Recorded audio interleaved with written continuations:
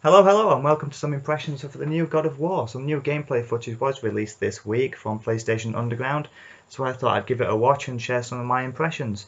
From what I've seen so far, the new God of War, I did see this at E3 last year, but the general perspective of the game, it's a huge change for the series, and I don't know whether it's concerning or it's encouraging. It could be a little mix of both.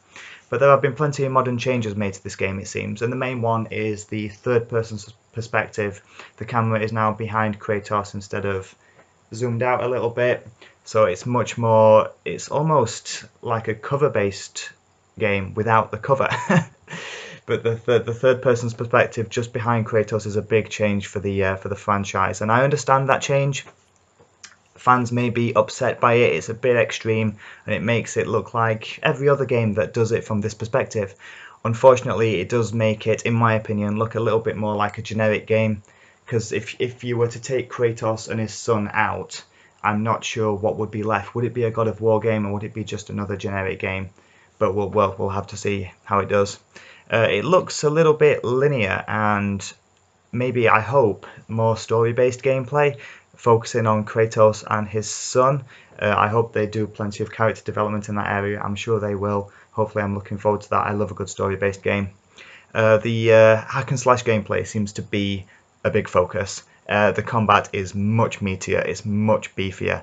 It looks engaging, exciting, and incredibly satisfying and brutal.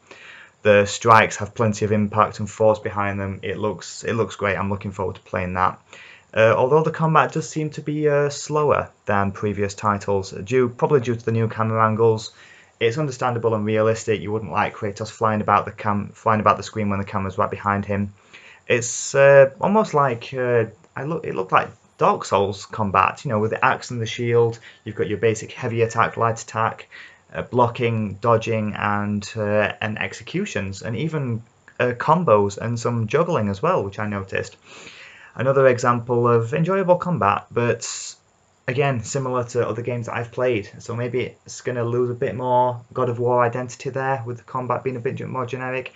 We'll have to see. A lot of people like that sort of combat. A lot of people like this sort of camera perspective.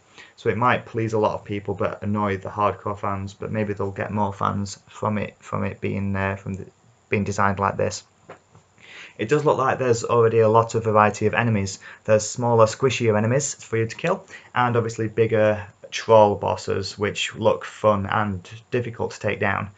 And I assume there's much more to feature from the Norse mythology, and if you've watched the E3 gameplay and trailers, you'll see there's plenty of big beasties and bosses for you to kill as well, so I'm looking forward to taking on those.